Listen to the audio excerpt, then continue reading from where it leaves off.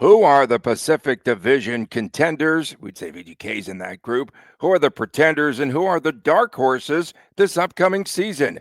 We break it all down on this edition of Locked On Golden Knights.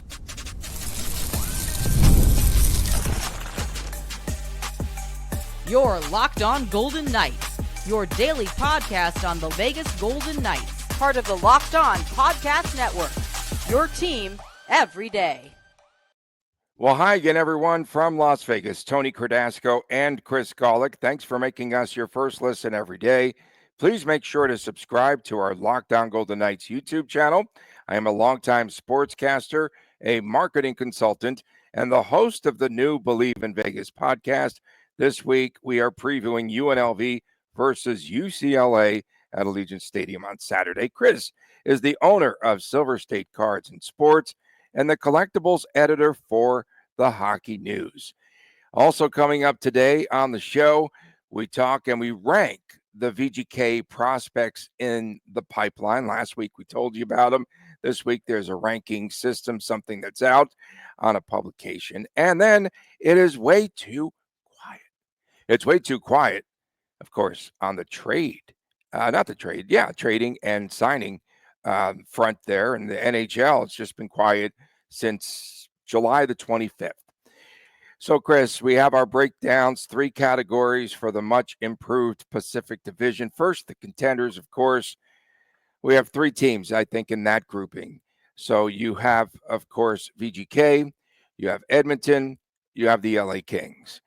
And I hope at all costs we do not see yet another playoff matchup between the Kings and Edmonton. My goodness, that first round.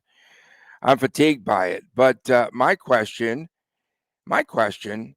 has Edmonton peaked?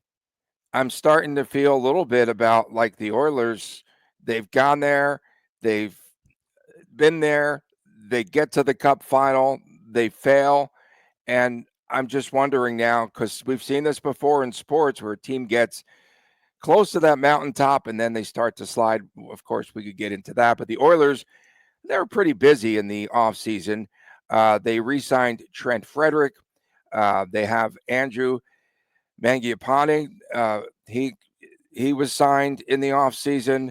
They extended Kasperi Kapanen, who I really like. They added a new goalie coach, a new defensive coach, and Pete Aubrey and Mark Stewart. And no one really sat still in this division. When you look at the Kings in the offseason, they added Anton Forsberg in net plus Corey Perry. They added Corey Perry. He was inked to, again, antagonize VGK, perhaps. You have Cody C.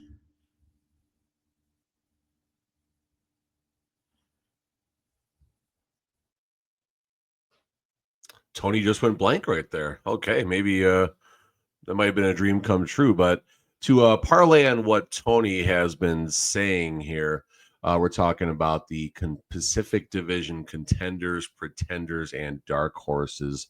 And looking at what the Kings have done, we'll start there. I've got the Kings actually more in the dark horse category. I definitely believe that the Kings have made a lot of positive changes. I think the Kings have done some good things, but Tony asked if Edmonton had peaked. I think the Kings have peaked, and Tony said he hopes that we don't get another Kings-Oilers series, but we need that in Vegas because that means the Golden Knights are likely the Pacific Division champion. So I got the Kings as a dark horse just because I think they've peaked, and Oilers are obviously a contender, but I do share the perspective of Tony where have the Oilers just full peaked at the top of the mountain. They've played the last game of the year 2 years in a row, had some heartbreak, of course, 2 years ago in Game 7. And how much do the Oilers have left once the regular season ends? Yeah, very crazy. Sorry about that. We had some gremlins here in the computer. I'm back. It happens. The pretenders, 3 teams. Vancouver, you're good on those 3, right at the top, the upper echelon. And yeah, I mean the Kings, I think, are closer to the dark horse category. Really? I think Wow. so. I think Kings are dark horse just because I don't see them on the same level as Edmonton and So you just see VGK. those two. Okay, that's Yeah, interesting. Kings plus 460, Oilers plus 175, VGK plus 150. Those are live FanDuel odds today, September the 2nd. The Pretenders, three teams there: Vancouver, Seattle, San Jose. The Canucks and the Sharks have made improvements, and they're not going to be easy out. Seattle did not. They didn't do very much. Vancouver replacing Rick Tocchet, I think, at the top, and Adam Foote is the new head coach. And we saw where they added Evander Kane to their lineup now, to their second line. Good pieces, I think they have still. Fourth place team, perhaps they could be in that battle. Elias Pettersson, Connor Garland, Philip Hurdle. They've got a ton of good players there. He's healthy, Hurdle. Quinn Hughes. I mean, this is a pretty decent team. San Jose, are we going to see Michael Misa get called up? Another center. If they do, they have a pretty good team there, strength up the middle. The sleepover bobblehead guys, they're there, of course. When you talk about That's Will Celebrini, Smith and Macklin Celebrini, by the way, folks, in case you Will missed Smith, yesterday's episode. and Tyler Toffoli. You can add that bed with Toffoli in for the sleepover, and you could bring the Chris, the milk and cookies, and all that. Whatever. And then also, oh, that's right, they added Jeff Skinner there to the top six. Askarov will be a net this season. Yaroslav, and then Seattle. Seattle's a team that I just can't see them moving up, or I don't know that they made any improvements, and no consistency there with the Kraken. Third coach, Lane Lambert, since this organization came to be, they can't get any sort of consistency there in Seattle. Seattle definitely have gone down since they were close to reaching the Western Conference final against the Golden Knights in 22-23. So definitely pretender plus 5,500, so 55-1 as far as the odds go. San Jose Sharks, yeah, a lot to like about that team as far as their youth and some of the vets that are coming in. I think Askarov as a full-time netminder is going to make that team a lot better, but they're still, a half decade away, give or take, from being that division Stanley Cup contending team, maybe, if they continue to do things right. And Vancouver, I'm going to keep in the pretender category just because who knows what the heck's going to happen in Vancouver. So many changes. No telling. Can they right the ship in Vancouver? Plus 1,500 on the odds on FanDuel for the division. Sharks plus 2,500. And then the dark horses there in the Pacific Division, which I think I might have called the Western Conference or Division. Anaheim, of course, the New York Rangers West. Real interesting story there with Joel Quenneville, him returning to the NHL and all that. And then that second line looks pretty good, like with Mason McTavish, Hill Center Chris Kreider, and Troy Terry. So that's a pretty interesting look there. John Gibson is gone. He is gone there in Anaheim, and is the Lucas Dostal era. It's his turn. And then who else do we have? Cal, Gary.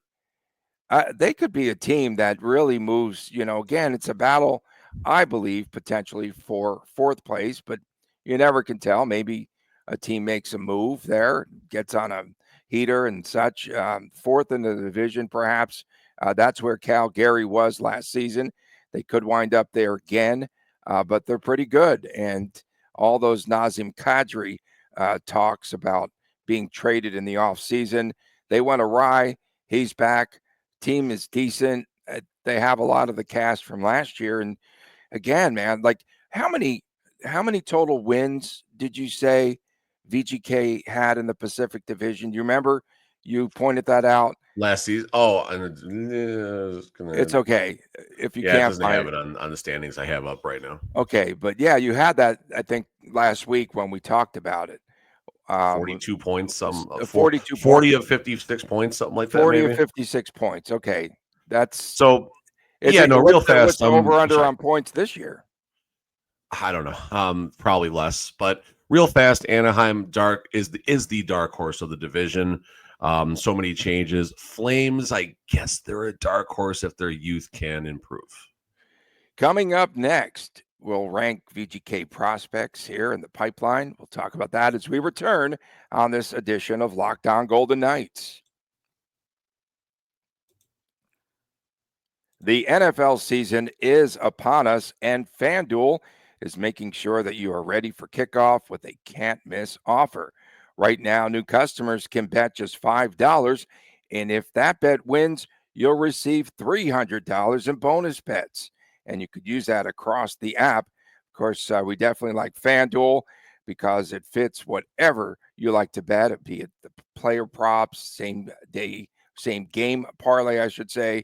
And even you can jump into the live action, which is really exciting. And it's great to have football back. And Chris has his fantasy stuff, and we are the kings of props right One more here. draft today. So, are you ready to play? Download the FanDuel app today by visiting FanDuel.com. You could get started. That's FanDuel.com. And you could place your first $5 bet. If it wins, you'll receive $300 in bonus bets. Welcome back on this edition of Locked On Golden Knights from Las Vegas. It's Tony Cardasco and Chris Golick. We appreciate you making us your first listen. And we have an important request to pass along. Locked On wants to hear from all of you. That's right. We put together a survey, and you can learn more about listeners. We can learn about our listeners and make your favorite podcast even better. That's right. This is your chance to tell us what you like, what you don't like, and answer questions about advertising. So go to lockedonpodcast.com/survey, lockedonpodcast.com/survey, and you can get started. Of course, if you take that survey, you'll be entered into a chance to win one of 10 $100 Amazon gift cards. Chris, last week we spoke about the prospects in the pipeline for VGK, and now they're ranking the VGK prospects. NHL.com ranks the top VGK prospects, and we want to see if this ranking coincides pretty much with theirs. Number one at the top of the list, would you still believe it's Trevor Connolly? I like Lindbaum better, but I also understand the argument. I mean, Connolly is going to be a 19-year-old playing professional hockey and might even get a stint with the Golden Knights at some point, depending on what happens throughout the season. So I understand Connolly being up there. I think Lindbaum should be right neck and neck, although NHL.com has him 3 overall. They have him 3. Okay, so Lindbaum.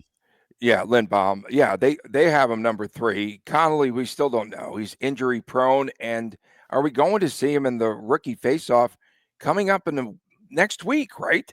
I can't see how you wouldn't. I think he's got to be there unless he still has lingering effects from they're going to shut him down. Tournament. Pretty interesting. I would agree with you. I would move up Lindbaum probably to number 2 because he could be, by the end of this season, he could be the VGK backup goaltender. If Akira goes bust, he could be starting depending how things go. This is Vegas goalies, guys. Anything usually can and will happen. Right. Pretty interesting. 18, 15, and 3 was Lindbaum last year.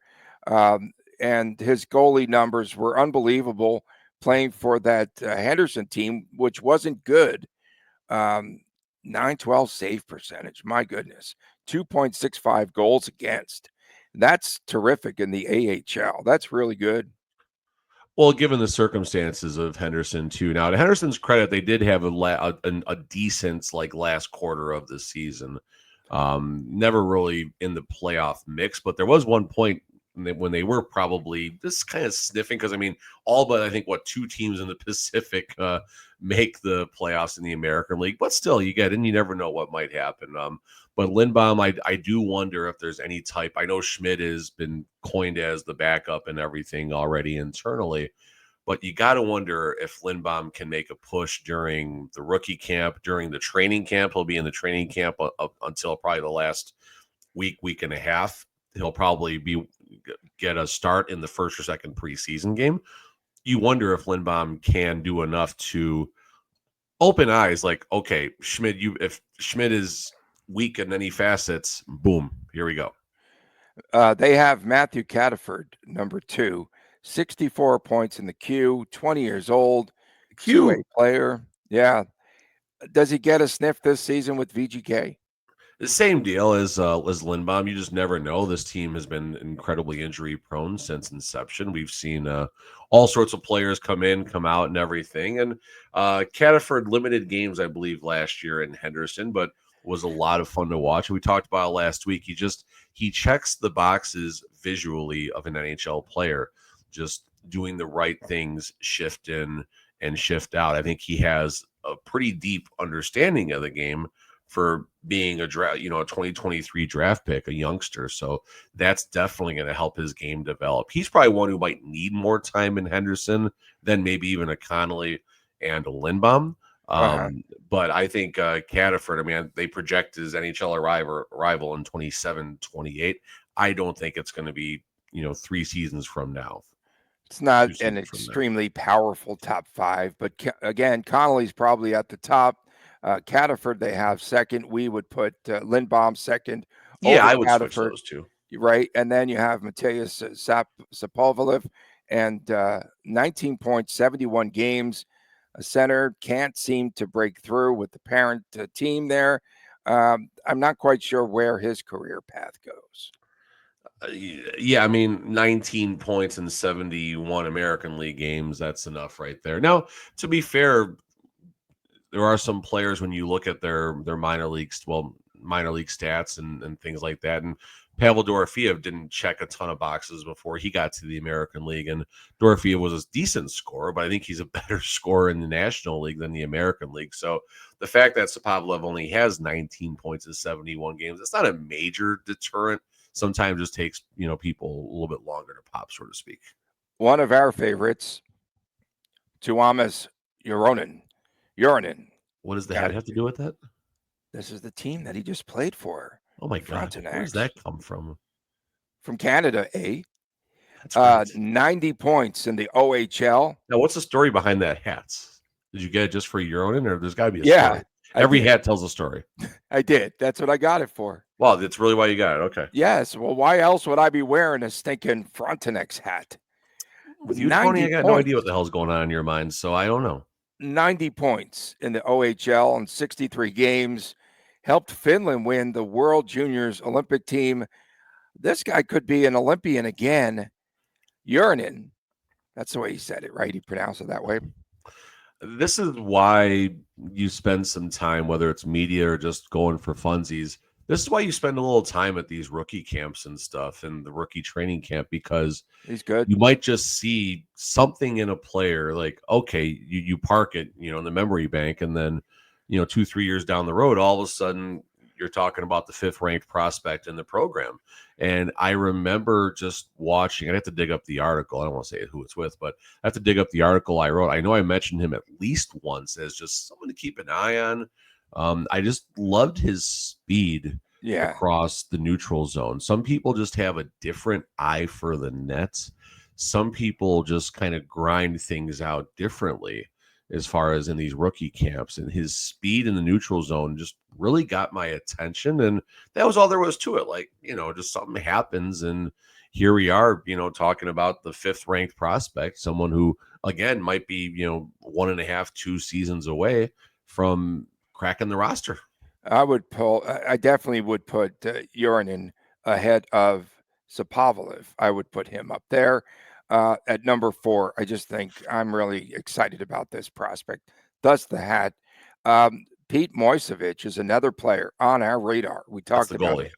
6'5", athletic goalie. Yeah, that's what I'm saying. He's a goalie. No, I remember his 2 years ago in the KHL, his save percentage was like an ungodly 930, 940 or something. It was like 18 games or something. But dude's a tank too, from what I remember. Yeah, and then Jordan Gustafson is a name that just keeps popping up on our radar. Good two-way player, they say, and he's been hampered with a lot of injuries. So F those picks. you don't like talking This was a good. No, prospects. this was a good topic. I like this one. I like this one. Okay, coming up next, it is so quiet, perhaps too quiet, with the lack of trades in the NHL. We'll get to that as we return on this edition of Locked On Golden Knights. Welcome back on Locked On Golden Knights. Tony Cardasco, Chris Golick reporting from Las Vegas. We appreciate you making us your first listen every day. Big couple of weeks here in Vegas, sports-wise. Of course, the hockey is going to be returning to the ice here with the rookies up in Colorado. We'll keep an eye on that. That's a weekend from this. And then next week, Chris, is the big fight week here in Vegas. Canelo and Crawford, and a lot of fans coming in for that. The Raiders will return here. They return to action at New England, but the following week on Monday night, they're here at home against the Chargers. It's a great time of year. The weather's starting to turn a little bit, and September is here, and hockey is so back, as they say. Well, this Why is a the fun lack time of? to be a sports fan. It's a great time. And also, they have Supercross at the Speedway. I saw that. So, That looks pretty yeah. cool too. So I've got Ken Roxon coming up. I'm going to be interviewing him, one of the riders. He's been around for a minute. And we're going to talk about that on my Believe in They Vegas get like $1 podcast. million for the winner or something like that, if I remember. That's what they always advertise. Pretty cool. Should be fun. I Nice like little the old bag. days at the Sam Boyd Stadium when they used to have it at Sam Boyd every year. That was like the first weekend in May. I'd have to sneak away to put in my Derby picks, then go back there and watch Supercross. They need the Monster Jam World Finals back at Sam Boyd. That would Oh be man, they should just that was open it amazing. up, for Motorsports those. venue. Yeah, Motorsports venue. Done. no, it should have been. I agree with you. Lack of trade activity in the NHL. In the offseason, it's been extremely quiet. They snuck in this past weekend a very minor trade between Colorado and San Jose. I don't even think that they were AHLers, but it was way off the radar. So in the span since July the 25th, Chris, there's only been that one teeny tiny minor trade in the NHL.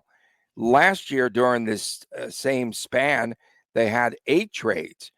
Are many teams waiting for one team to make a move and then the dominoes effectively start to fall once again?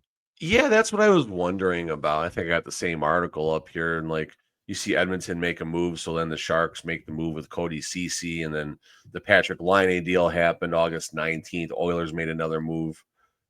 So I mean, there are moves that definitely McGroarty was traded to the Penguins. That's actually a good youngster right there.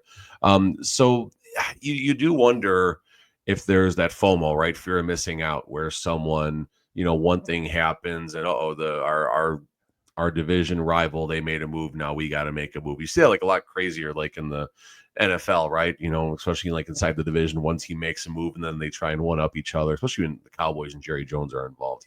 He gets pissed if he's not making the biggest move. That's right. He did. Maybe if McCrimmon ever went on to, a different team, if Jerry Jones would take a demotion to be a hockey GM, how much fun would that be? That would be a ton of fun. That'd be a lot of fun. VGK, when you look at things here locally with this organization, right now they're very much concerned on one thing: the extension of Jack Eichel. Are they? Wouldn't you say? Are they concerned about the? It's well, 2 yeah. months. There's It either growing means they're concern. not concerned because it's going to be tough to make a deal and just wait and see, or they're not concerned because there's a deal on the table and it's just a matter of time before they got to iron out, the small details. So I think once they see what that status might be, if he's going to hold this out here, if you will, go into the season without an extension and all that, perhaps this is the holdup for VGK, because you're also looking at cap space here, and they can't really make any moves until they figure things out, perhaps with Jack, but then also cap space right now. They're They don't have a lot left. It was about $1 million when we last one, two, give or take. Yeah, 1.2. And that could change depending on who's on the roster, who's not on the roster with call-ups and all that stuff. So, if they need a player from Henderson to start the season, that can obviously increase the salary cap. So we gotta wait and see there. But yeah, I mean, as far as what's the Golden Knights could have done, I mean, I think Corey Perry is about the only thing they could have done recently as far as signing a player to, an inexpensive 1-year type of deal, because Eichel's extension, when and if and when it gets, worked out and everything, wouldn't kick in until the 26-27 season. So whatever happens this year, we're already set in our ways, so to speak. But yeah, you just kind of wonder. I know we keep going back to it, but why no extension for Jack yet? Like, if it doesn't happen by about midway training camp, there's something going on there. I don't care what people say. There's something going on, unless literally both sides come out and say, yeah, we're it's basically done, whatever. But McCrimmon usually refuses to comment on that sort of thing. And Eichel, he'll play the, what's best for my family, role when it comes to being asked that question, I think. Another thing too, I'm just curious why a lot of teams that do have the cap room aren't making moves. Did I see something crazy? Columbus has several million left. Anaheim, are they still like around 30 million? No, that can't be. But they're up there, right? I'll start with Columbus. Columbus has 15 million approximately. 15. And I don't know what the outstanding issues are. When I say that, there could be more. And Anaheim has 20 million. But 20, again, okay. You don't need to 20 million. You could still make some really good, substantial moves. You could, but I think the biggest thing with Anaheim is wait and see what happens with the youngsters who are growing into roles. You talked about Dostal earlier on, for example. You got other young players, Leo Carlson. McTavish is getting up. I would say getting up there. He's growing more to that vet role than that younger role. And there's so many more. Jackson Lacombe, for example. There's so many more players that are in that organization. You start bringing in vets and stuff, you're going to take away ice time from the players who are going to lead your organization from that dark horse to that contender category in the next couple seasons. Yeah, but why do you wait and hang on to that money right now? I don't understand that. That's a lot of money that could change. Bro, $20 million to an owner is a lot of money too. That's $20 million in the owner's pocket, not on the ice. That's you think that's the other thing to think about. Okay, you think they're going to just pull it back there, huh? And not. I think they just kind of wait and see a little bit here. I mean, I know we're looking at this as, the players being pawns and things like that, and, being moved around in places on the chessboard and everything. But the owner who's got to sign off on spending $20 million, like, that's $20 million. And last time I checked, millionaires probably bend over to pick up a dollar bill faster than me and you do off the floor. We appreciate everyone tuning in. We'll be back again on Thursday. Tomorrow's our day off in the summertime. For my man, Chris Skolick, I'm Tony Cardasco from Las Vegas. We'll see you again on Thursday right here on Lockdown Golden Knights. Please take care.